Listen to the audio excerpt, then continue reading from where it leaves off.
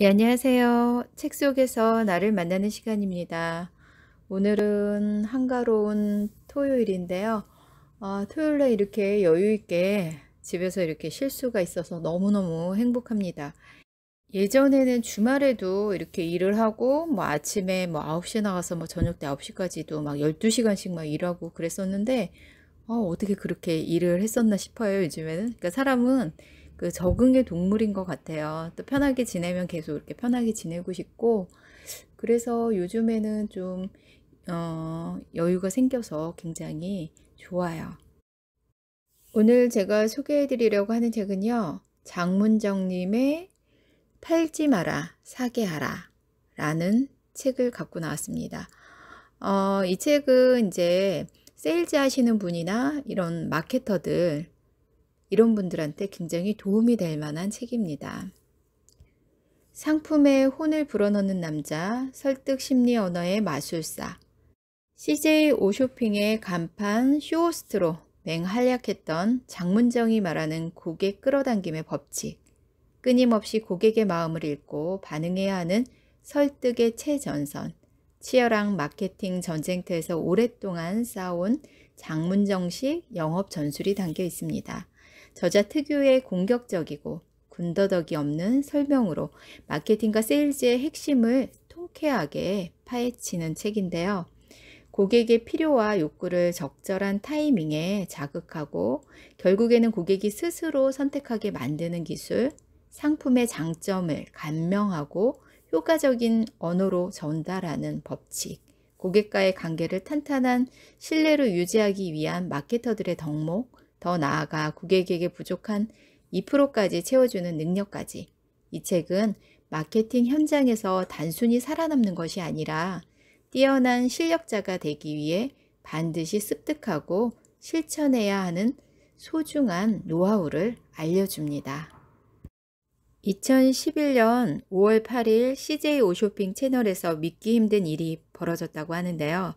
쇼호스트 장문정이 1시간에 125억의 매출을 올렸다고 합니다. 이 기록은 2009년 그가 세운 1시간 48억 매출을 훨씬 뛰어넘는 것으로 홈쇼핑 창립 이래 최대 판매 기네스 기록을 갈아치운 일대의 사건이었다고 하는데요. 이분은 2005년 CJ 오쇼핑에서 이제 쇼호스트로 입사해서 2007년에서 2008년에 베스트 쇼호스트상을 수상했다고 합니다. 지금 현재는 뭐 세일즈 컨설턴트 전문 프리젠터로 이제 활발한 활동을 이어가고 있다고 합니다. 그리고 이 책 말고도 한마디면 충분하다라는 책이 또 있는데요. 이 책도 괜찮을 것 같아요. 요거는 아직 읽어보진 못했는데 제가 주문을 했어요. 그래서 오면 제가 읽어보고 또 여러분들께 또 소개를 해드릴게요. 물론 이 책 같은 경우에는 뭐 세일즈 하시는 분들이나 뭐 이렇게 그런 분들한테 유용한 책이겠지만 굳이 뭐 세일즈맨이 아니더라도 우리 사는 자체가 이렇게 세일즈라고 하더라고요. 세일즈맨들이 주로 하는 게 상대방을 설득을 시켜서 내가 원하는 방향으로 결과를 만드는 일이잖아요. 그런데 우리의 일상에서도 타인을 설득해서 내 의도대로 결과를 만들어야 할 경우가 굉장히 많잖아요. 뭐 가족지간에도 그렇고 자녀한테도 그렇고 그럴 때 참고하시면 굉장히 좋습니다. 그 모든 게 진짜 세일이라는 말이 맞는 것 같아요. 세일즈는 사람의 마음을 사는 것이라고 하는데요. 우리 일상에서도 세일즈, 뭐 자식 교육 하는 거, 그리고 뭐 연인에게 프로포즈 하는 거, 뭐 부하 직원의 마음을 움직이게 하는 거, 이런 게 다 세일즈라고 합니다. 여러분이 영업을 하고 계시는 분이라면 최고의 세일즈맨이 되기 위해서 이 책을 한번 꼭 읽어보세요. 그리고 이 책에서 써먹을 수 있는 것은 다 남김없이 시도해 보시기 바랍니다. 아무리 책을 읽어도 읽고서 탁 덮어버리면 별로 크게 남는 게 없어요. 읽을 때만 그렇지, 이거 괜찮은 방법이네, 좋은 거네, 이렇게 생각만 하고 별 변화가 없어요. 그래서 나한테 적용을 해보고 시도를 하고 그래야지 발전이 있는 것 같아요. 아는 것만으로는 변화되지 않습니다. 자, 책으로 한번 들어가 보겠습니다. 서문. 상대의 허점을 찌르는 강성검처럼 위력적인 메시지를 전달하라. 상품의 성패는 기술력이나 품질에 의해서만 좌우되는 것이 아니다. 더 나아가 현대 소비사에는 마케팅과 세일즈가 점점 더 중요한 자리를 차지하고 있다. 이 책을 펼쳐든 당신도 어쩌면 한때 세일즈에 대한 한갓 장사꾼 혹은 흥정을 붙이는 거강꾼들이 하는 일과 똑같다고 생각했을지 모른다. 하지만 단연컨대 많은 이들이 한때나마 업신여겼던 세일즈야말로 인류의 기술적 진보를 이끈 주체일 뿐만 아니라 하마터면 역사 저편으로 잊힐 뻔한 재화와 서비스를 세상에 널리 알려준 주역이다. 너무 거창한가? 그렇다면 이렇게 말해볼 수 있을 것이다. 적어도 나는 세일즈야말로 자신이 쏟아부은 노력만큼의 결실을 투명하고 뚜렷하게 가져다주는 최고의 직업이라고 믿는다.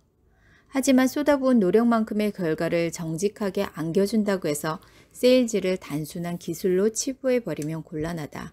세일즈는 고도의 집중력과 끈기가 동시에 요구되는 행위이자 인간의 심리를 조정하는 극도로 전문적인 행위이다. 쉽게 말하자면 소비자로 지칭되는 인간의 욕망을 파악하고 구매라는 행위로 연결시키기 위해 엄청난 시간과 노력을 필요로 하는 것이다. 성공한 세일즈란 무엇일까? 내가 생각하는 성공한 세일즈란 무가치하다고 여겼던 상품을 가치 있게 만들고 소비자가 거들떠도 안 보는 물건에서 잠재되어 있던 용도를 발견해 알려주며 더 나아가 그 상품이 소비자의 삶을 좀 더 윤택하게 만들 수 있는 가능성을 먼저 발견하는 것이다. 나는 쇼호스트와 프리젠터로 수천 시간 생방송과 프레젠테이션을 하며 많은 매출과 성과를 내왔다. 일례로 2009년 1시간에 84억을 팔아 홈쇼핑 기네스에 올랐고 2011년에 다시 1시간에 125억을 팔아 종전 기록을 갈아치웠다. 이것이 무엇을 의미할까? 마케팅 세일즈의 거장들은 얼마나 파는가가 아니라 어떻게 파는가가 더 중요하다고 말한다. 내가 이 책에서 주로 소개한 내용은 고객을 설득하는 언어 포장 기술, 특정 메시지를 군더더기 없이 명확하게 전달하는 방법, 마케팅과 세일즈에 임하는 기본적인 자세, 상대방의 심리를 재빨리 간파하고 그에 대처하는 방법 등이다. 어떤 상품이 팔렸을 때 판매자는 내가 고객을 설득했다고 생각하고 구매자는 내가 합리적인 선택을 했다고 생각한다. 고객은 자신이 설득당했다는 사실을 인정하려 들지 않는다. 물론이다. 고객은 물건을 사면 나의 필요에 의해 어느 정도 고민의 시간을 거쳐 합리적인 선택을 했다고 생각한다. 하지만 나는 이렇게 생각한다. 뛰어난 마케터는 고객의 필요를 자극했고 고민의 시간을 줄여주었으며 상품의 장점을 효과적으로 보여줌으로써 합리적인 선택에 영향을 미쳤다. 어떤가? 눈앞에 드러나든 드러나지 않든 고도로 전략화된 마케팅과 세일즈는 이처럼 고객의 욕구를 끊임없이 자극하고 선택으로 이끈다. 파트 1. 결정의 순간까지 리드하라. 고객의 마음을 확실히 사로잡는 18가지 기술. 고객 사랑은 영원히 짝사랑이 될 수밖에 없는가? 여기서 놀라운 조사 결과가 하나 있다. 당신은 당신 회사가 팔고 있는 제품이 좋다고 생각하는가? 혹시 그 물건을 쓰는 고객이 어떻게 판단하고 있는지 생각해 본 적 있는가? 전 세계 3대 컨설팅 업체 중 하나인 베인 앤 컴퍼니에 따르면 자사 제품을 좋다, 대박이다, 경쟁사보다 낫다라고 생각한 직원이 80%에 달한다고 한다. 그렇다면 고객은 어떨까? 어이없게도 고작 8%밖에 지나지 않는다. 그 물건을 잘 사용하고 있으면서도 말이다. 이러한 차이를 전달 오차라고 한다. 파는 사람과 사는 사람 사이에는 이토록 커다란 생각 차이가 존재한다. 사랑받는 기업은 좋은 게 좋은 거라며 맘씨 좋은 이유처럼 푸근하고 정겨운 느낌을 주지 않는다. 오히려 독수리 마냥 날카로운 눈빛으로 고객을 바라본다. 고객의 사소한 부분도 놓치지 않기 위해서다. 당신의 시야가 미치는 범위는 어느 정도인가? 이야기 전달자와 고객 사이에는 오차가 존재하게 마련이다. 전달하려는 이야기를 듣고 싶어하는 내용이 늘 일치하는 것은 아니다. 바로 그 차이를 볼 줄 아는 독수리 같은 눈이 필요하다. 내가 항상 프레젠터들에게 고객과 청중을 파악하려 할 때에는 그들을 알고자 하는 열렬한 간절한 눈빛으로 바라봐야 한다고 강조하는 이유가 여기에 있다. 절실함, 간절함이 없으면 눈을 뜨고도 놓칠 수밖에 없는 그것은 눈을 감은 것이나 매 한 가지이다. 1. 성긋기. 이 정도면 딱 좋아. 판매자가 사용하는 일반적인 기술 중에 산꼭대기에서 데리고 내려오기라는 설득 방법이 있다. 흔히 고객은 좋은 것, 더 좋은 것 하면서 비싼 것을 볼수록 욕심이 하늘 높은 줄 모르고 올라가는데 이때 마음이 붕 뜬 고객을 현실로 데리고 내려와야 판매에 성공한다는 불문율이다. 아직은 그렇게까지 비싼 것을 사지 않아도 됩니다. 그 정도 고급 사양은 필요 없을 겁니다. 이 정도로도 충분합니다. 이런 말을 들으면 속으로 이 판매자가 내 지갑까지 걱정해 주는구나 싶어서 마음을 놓는다. 특히 가전 매장 판매자들은 고객에게 최고가를 권하지 않는다. 그들은 고객의 표정과 말투 등의 반응을 실시간으로 살피면서 적당한 가격선에서 제품을 권한다. 2. 휴리스틱. 상식 안에서만 이야기하자. 어떤 사소한 행동을 할 때 사람들은 대개 일부러 생각하지 않고 습관적으로 결정을 내린다. 우리 머릿속에서 상식이라는 것이 들어앉아 있기 때문이다. 우리는 그 상식의 틀 안에서 거의 무의식적으로 행동한다. 그러한 상식, 즉 우리에게 익숙한 것을 건드려서 빨리 결정할 수 있도록 돕는 것이 휴리스틱이다. 다시 말해 휴리스틱은 신속한 의사결정을 돕는 정신적이고 실용적인 방법이다. 고객의 머릿속에 들어있는 일반적인 상식이나 관념을 건드리면 빠르고 신속하게 고객을 설득할 수 있다. 고객은 단점을 먼저 생각하지만 판매자는 장점을 먼저 생각해야 한다. 왜 안 되는가 보다는 어떻게 하면 가능한가를 살펴 고객이 머릿속에 생생하게 그릴 수 있도록 구체적이고 긍정적으로 설명해야 한다. 3. 구체화. 고객은 떠먹여야 먹는다. 상대방에게 직접적, 구체적으로 닿는 이야기를 해야 한다. 뜬구름 잡듯 추상적이고 겉도는 이야기는 실패하기 십상이다. 고객이 머릿속으로 이미지를 그리도록 구체적으로 설명해 한번 써봐도 되겠다는 생각이 들게 해야 한다. 그것이 구체화 기술이다. 4. 뒤집기. 분리할 땐 손바닥을 얼른 뒤집어라. IBM이 생각하라를 외칠 때 스티브 잡스는 다르게 생각하라고 맞받아쳤다.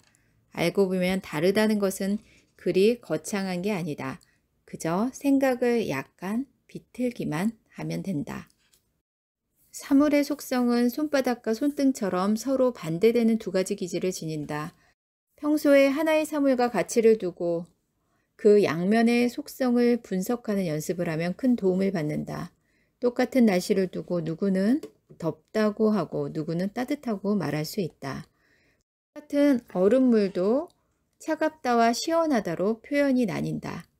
이처럼 대구와 대조를 이루는 속성을 알아두고 사고를 확장해 나가는 연습을 해야 한다.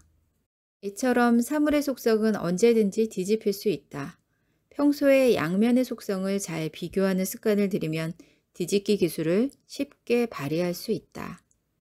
영어 속담에 음지가 양지되고 양지가 음지된다는 말이 있다. 끝나가는 모래시계를 뒤집으면 새로 시작하는 모래시계가 된다.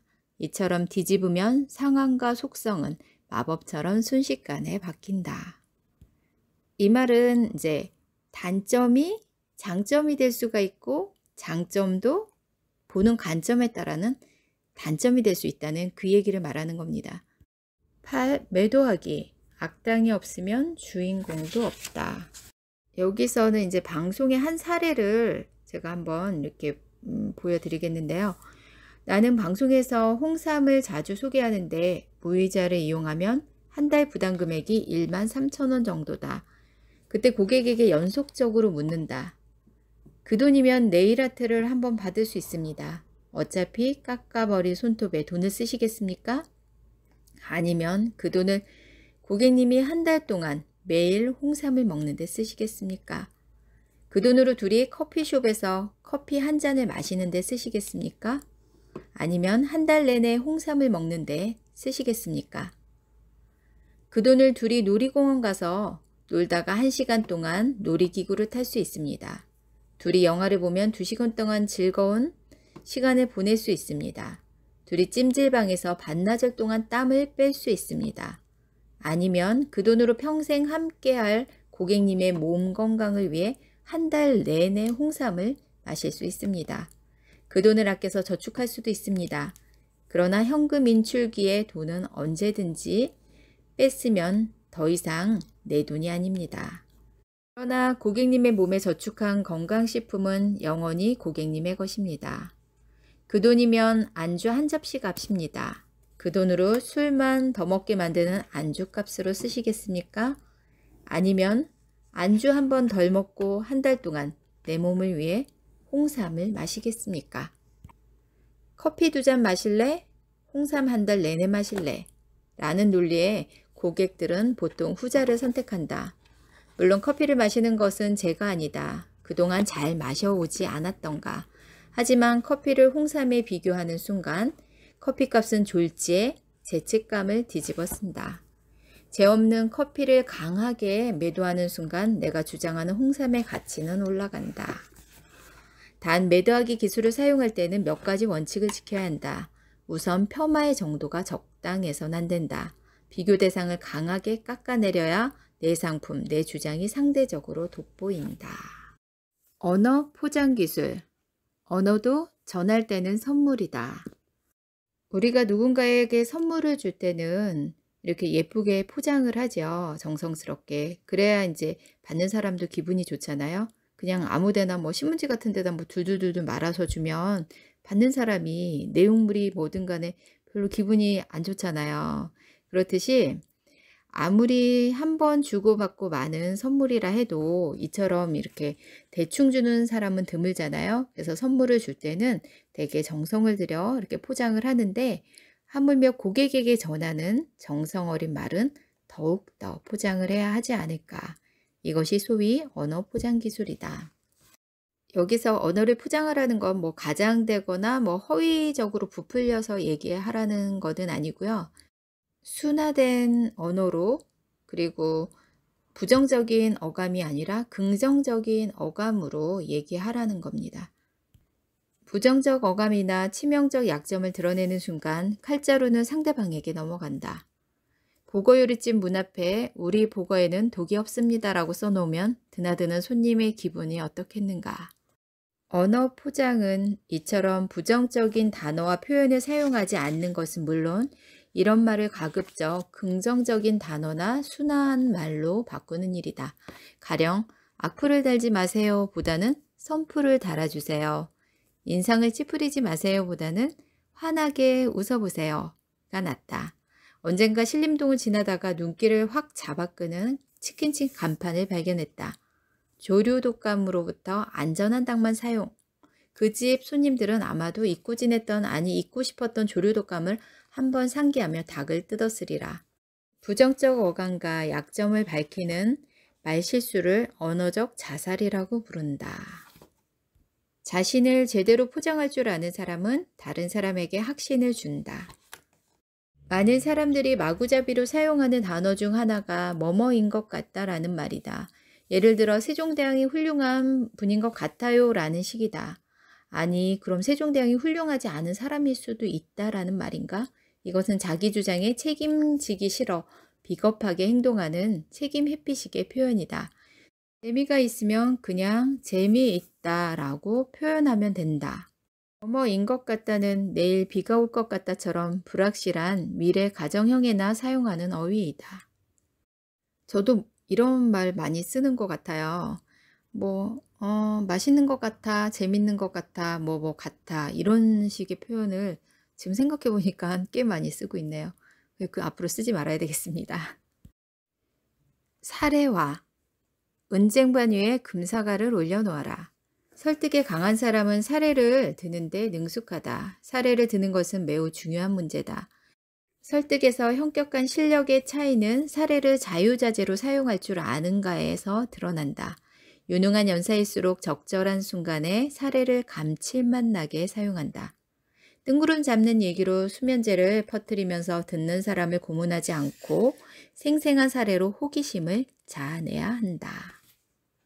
아, 맞아요. 사례의 효과는 대단합니다. 근데 이 사례 들기가 사실 실질적으로 쉽지 않더라고요. 풍부하게 그런 이제 스토리텔링이 있어야 하고, 뭐 실질적인 사례면은 더 좋겠지만, 그런 사례가 없을 경우에는 본인이 이야기를 만들어서 진짜 뭐 구연동화 하듯이 뭐 그렇게 해야 될 것 같아요.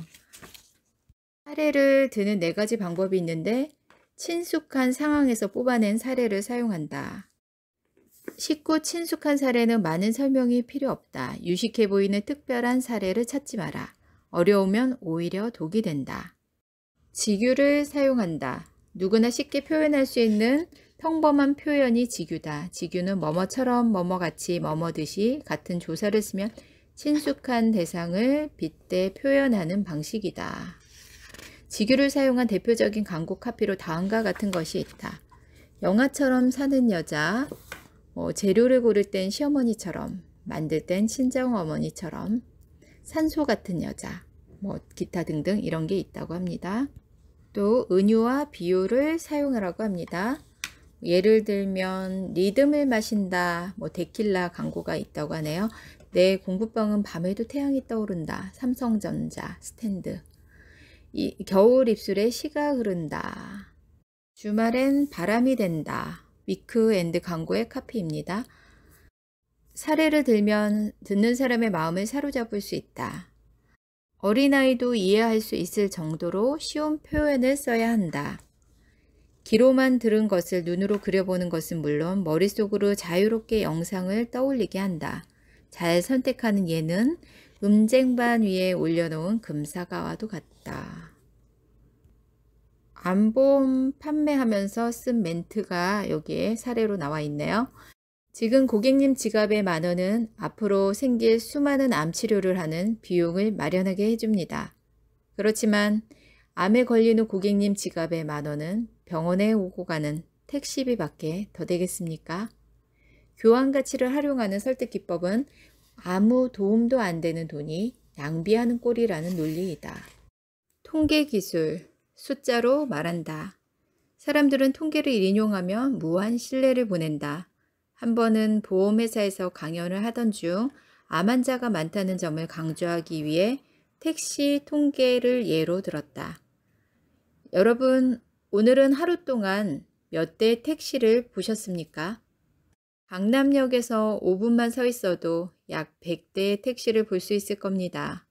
그렇다면 여러분은 전국의 택시 숫자와 전국의 암 환자의 숫자 중 어느 쪽이 더 많을 거라고 생각합니까?